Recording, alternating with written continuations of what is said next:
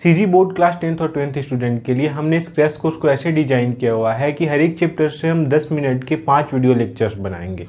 इनमें हम उन इंपॉर्टेंट टॉपिक्स को कवर करेंगे जिनसे प्रीवियस ईयर के क्वेश्चन पूछे गए हैं, जिनसे फ़ायदा ये होगा कि 40 से 50 मिनट में आपके एक चैप्टर प्रिपेयर हो जाएंगे और आप इजीली 90+ स्कोर कर सकते हैं। 5 दिसंबर से कंटिन्यूड इस कोर्स में मैं सीजीबीएसई सपोर्ट की तरफ से आप सभी का वेलकम करता हूँ।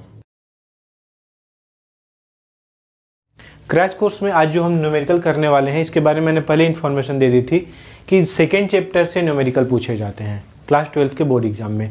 ये हम करने वाले हैं, लेकिन इससे पहले के वीडियो अगर देखना चाहते हो तो उसका लिंक डिस्क्रिप्शन में प्लेलिस्ट बना के दे दिया गया है। और सबसे इंपॉर्टेंट बात, टेलीग्राम पे जुड़ जाओ। टेलीग्राम का लिंक भी डिस्क्रिप्शन में है, क्योंकि बार बार यूट्यूब से वीडियोज़ के अपडेट नहीं जाएंगे। अभी इंपॉर्टेंट क्वेश्चन के PDF आने वाले हैं, उनका आंसर आने वाला है PDF फॉर्म में। तो ये सारी चीज़ें तभी मिलेंगी जब टेलीग्राम चैनल से जुड़ोगे, तभी तो सारी चीज़ें मिलेंगी ना। तो चलो अब हम इस पे फोकस करते हैं। सबसे पहले जो क्वेश्चन है, पहला क्वेश्चन यहाँ पे दिया गया, इसको पढ़ो। पहले क्वेश्चन का आंसर लिखे हैं, इससे पहले तुम क्वेश्चन को पढ़ लो। पहला क्वेश्चन क्या दिया गया, 4 कूलम के आवेश को, आवेश दे दिया, जो दे दिया उसको गिवन में लिख लेते हैं, दिया है करके, ठीक है ना। या गिवन में लिखते हो तो कोई दिक्कत नहीं, दिया है। आवेश कितना दे दिया, आवेश Q हम रिप्रेजेंट करते हैं Q से, तो 4 कूलम का आवेश दे दिया, ठीक है। अब देखो, आवेश को 10 वोल्ट से V वोल्ट तक ले जाने में, 10 वोल्ट से V वोल्ट तक ले जाने में, मतलब कि कहाँ से ले जाया जा रहा है, 10 वोल्ट से। मतलब जो 10 वोल्ट है इसकी वैल्यू, इसको हम क्या मानेंगे, कौन सा विभव है ये, पहले वाला V1, जिससे ले जाते हैं वो पहला होता है। तो ये 10 वोल्ट से ले जा रहे हैं, ठीक है। कहाँ तक ले जा रहे हैं, V वोल्ट तक ले जाने में, V वोल्ट तक हम ले जा रहे हैं। मतलब V2 की वैल्यू क्या हो गई, V। समझ में आ रही बात। 10 वोल्ट से किसी 4 कूलम वाले आवेश को V वोल्ट पर ले जाया जा रहा है, तो क्या दिया, 20 जूल कार्य करना पड़ता है। 20 जूल कार्य मतलब वर्क डन दे दिया। वर्क डन की वैल्यू कितनी दे दी गई, 20 जूल, ठीक है। अब देखो पूछ क्या रहा है, ये वैल्यू पूछ रही है V2 की। सूत्र तुमको याद है ना, पहले लेक्चर में मैंने बताया था। कौन सा सूत्र लगेगा, सूत्र याद होना जरूरी है। सूत्र क्या होता है, V2 minus V1 equal to W/Q।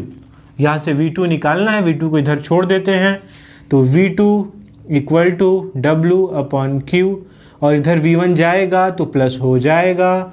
तो यहाँ पे W की वैल्यू रख दो, वैल्यू रखो 20, इससे बाद Q की वैल्यू रख दो 4, और यहाँ पे प्लस है, V1 की वैल्यू रख दो। V1 की वैल्यू कितनी, 10। तो यहाँ पे कितना हो गया, 20/4 प्लस 2, तो ये 5 हो गया, और प्लस 10, तो ये कितना हो गया जी, 15 हो गया। समझ में आ रही बात। तो ये हमारा कितना वोल्ट है, V की वैल्यू 15 वोल्ट, मतलब V इक्वल टू 15 वोल्ट होगा। ऐसा इतना कार्य करना पड़ेगा। समझ में आ रही बात। पोटेंशियल की वैल्यू निकल गई, ठीक है। दूसरे क्वेश्चन को हम देखते हैं। दूसरे क्वेश्चन का आंसर, दूसरा क्वेश्चन तब तक पढ़ लो, तब तक दिया है हम लिख लेंगे। दूसरा क्वेश्चन पढ़ लो, इसका स्क्रीनशॉट ले लिया करो, जैसे ही मैं बगल में हो रहा हूँ स्क्रीनशॉट ले लिया करो। दूसरा क्वेश्चन क्या हुआ, 3 माइक्रोफैरेड वाले 3 संधारित्रों को किस प्रकार जोड़ा जाए कि परिणामी धारिता 9 माइक्रोफैरेड तथा 4.5 माइक्रोफैरेड हो जाए। बहुत पॉपुलर क्वेश्चन है, बार बार सीजी बोर्ड में ऐसे क्वेश्चन पूछे जाते हैं। तो देखो हमारे पास तीन ये दे दिए, मतलब कि जो संधारित्र है 3 है, और तीनों की वैल्यू क्या हो गई, C इक्वल टू हमने मान लिया धारिता कितनी है, 3 माइक्रोफैरेड। अब पूछ रहे हैं इनको कैसे जोड़ा जाए। तो देखो इसमें थोड़ा सा दिमाग लगाना होगा कि समांतर क्रम का फॉर्मूला क्या है। मैं बता देता हूँ आइडिया कैसे करना होगा, लेकिन दिमाग तुमको ही लगाना पड़ेगा। समांतर क्रम का फॉर्मूला होता है C निकालने का, ये हम आगे इसको C मान लेते हैं, और ये C इक्विवेलेंट समांतर क्रम में, मतलब C पैरेलल निकालने का क्या फॉर्मूला होता है, C1 + C2 + C3, ये फॉर्मूला होता है, ठीक है। और श्रेणी क्रम का एक फॉर्मूला होता है, श्रेणी क्रम का। दोनों फॉर्मूले यहाँ पे यूज होंगे। 1/C सीरीज, ये हो जाएगा 1/C1 + 1/C2 + 1/C3। यहाँ पे देखो C1 equal to C2 equal to C3, तीनों की वैल्यू कितनी दे दी गई, 3 माइक्रोफैरेड। अब पूछ रहा है कैसे जोड़ा जाए, तो 9 लाने के लिए देखो कैसे जोड़ा जाएगा। तीनों को अगर समांतर क्रम में जोड़ दिया जाए तो 9 आ जाएगा कि नहीं आ जाएगा। ये वाला तो बहुत ईजी है। तो पहला देखो लिख लेते हैं, समांतर क्रम में जोड़ने पर, समांतर क्रम में जोड़ने पर, ये तुमको खुद सोचना होगा देख के, जितनी वैल्यू दी गई रहेगी कि समांतर क्रम में जोड़ने पर क्या हो जाएगा, C parallel equal to C1 plus C2 plus C3। इसका मतलब क्या, C1 की वैल्यू भी 3, इसकी भी 3 और इसकी भी 3, मतलब टोटल आ गया 9 माइक्रोफैरेड, 9 माइक्रोफैरेड आएगा। ऐसा कर दिया, ठीक है, ये लगाने की जरूरत नहीं, आएगा, ठीक है। अब दूसरा देखो, यहाँ पे दूसरा क्वेश्चन में क्या पूछ रहे हैं, कितना लाना है, 4.5। अब देखो क्या सीरीज में जोड़ देने पे आ रहा है, नहीं आएगा, क्योंकि देखो सीरीज में जब भी जोड़ते हैं तो तीन चीज़ें अगर एक जैसी जोड़ेंगे तो इससे उसकी वैल्यू कम आएगी।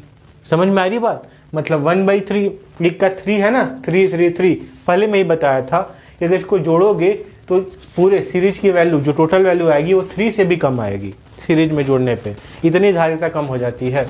तो देखो हमको एक से तो ज़्यादा चाहिए, मतलब एक को हमको कैसे जोड़ना है, समांतर क्रम में, बाकी दो को, बाकी अगर C1 C2 को हम श्रेणी में जोड़ देते हैं और एक को तो हमको समांतर क्रम में जोड़ना ही होगा, क्योंकि जो वैल्यू है वो 3 से ज़्यादा है, 3 से कम नहीं। अगर 3 से कम होती तो तीनों को कैसे जोड़ देते, श्रेणी क्रम में, ठीक है।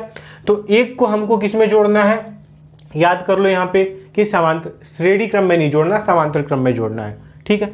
तो यहाँ पे चलो पहले हम आगे जोड़ लेते हैं श्रेणी में।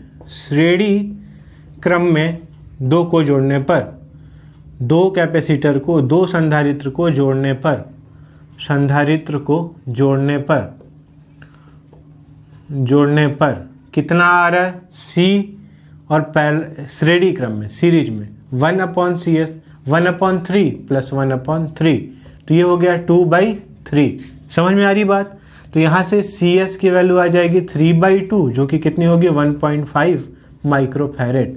अब देखो दो को जोड़ने पर 1 माइक्रोफैरेड आ गया। अब 1.5 को एक जो बचा है इससे कैसे जोड़ देंगे, यहाँ पे दिख रहा है समांतर क्रम में, समांतर क्रम में जोड़ देंगे, आंसर आ जाएगा। तो देखो यहाँ पे दो को, या ऐसे लिखो कि परिणामी और बचे हुए को, और बचे हुए संधारित्र को समांतर क्रम में जोड़ने पर, समांतर क्रम में जोड़ने पर, जोड़ो इसको, जोड़ने पर क्या हो जाएगा जी, ये हो जाएगा C, जो टोटल हमारा आएगा वो C, ये जो सीरीज में निकाला है, और जो C बचा है अभी, 1/3 बचा है, तो ये 1.5 और ये हो जाएगा +3, तो 4.5 माइक्रोफैरेड आएगा। ये दूसरे का आंसर है। आ गया ना दोनों, समझ में आ रही बात। इसी तरह से यहाँ पे देख लो, स्क्रीनशॉट ले लो। यहाँ पे तीसरे क्वेश्चन को हमको करना पड़ेगा, मैं इसको रब करता हूँ, तब तक तीसरा क्वेश्चन पढ़ लो।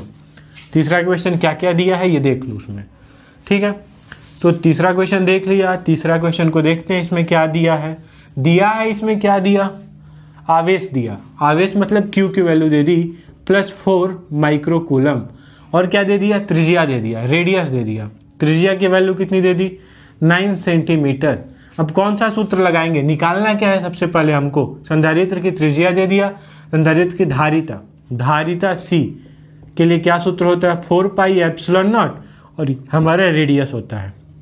तो बस इसमें कंफ्यूज करने के लिए क्यों दिया है, इसकी ज़रूरत ही नहीं है, सिर्फ हमको रेडियस की वैल्यू रखनी है। लेकिन रेडियस की वैल्यू, त्रिज्या की वैल्यू सेंटीमीटर में नहीं रखेंगे, ऐसा ही यूनिट तो नहीं है ये, तो इसको मीटर में कर लेंगे। तो किससे मल्टीप्लाई करना पड़ेगा, 10⁻⁻², तो ये मीटर में हो गया। अब वैल्यू यहाँ पे रख लो। तो 4πε0 की वैल्यू कितनी होती है, देखो एक बता दे रहा हूँ ट्रिक, 1/4πε0 की वैल्यू कितनी होती है, 9 × 10⁹, ठीक है, यहाँ पे लिख लेंगे। तो 4πε0 की वैल्यू कितनी है, वो तो होगी 1/9 × 10⁹, यहाँ पे कर देंगे। तो यहाँ पे वैल्यू रख दो 1/10⁹, इसकी वैल्यू 1/9 × 10⁹, और रेडियस की वैल्यू दे दो 9 × 10⁻²। तो यहाँ पे हो जाएगा 9 कैंसिल हो जाएगा, 10⁻11 माइक्रोफैरेड यहाँ पे, या फैरेड में आंसर आएगा, ये फैरेड में। C की वैल्यू, धारिता हमारी निकल गई, क्लियर है ना ऐसे? तो ऐसे इन वीडियोज़ को ज़्यादा से ज़्यादा बच्चों तक शेयर किया करो। और ये बहुत इंपॉर्टेंट क्वेश्चन है, अगर टेलीग्राम ज्वाइन नहीं किए टेलीग्राम ज्वाइन करो। वीडियो देखने के लिए बहुत बहुत थैंक यू, मिलता हूँ अगले वीडियो में।